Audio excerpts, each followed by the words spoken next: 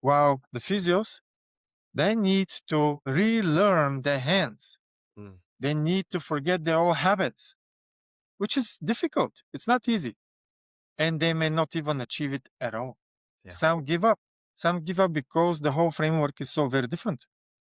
That they can't believe it.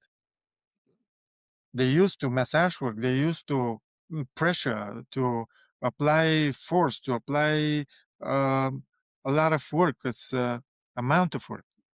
Spend time with the client. No need. That's not the idea of Bowen. Bowen is a therapy of minimalistic work. If only you know where to treat and how to treat, and then leave the body to take care of the rest. So it's not a matter of amount of moves or time spent with the client, or it's only where you need to work and how. How are you going to apply your moves is crucial.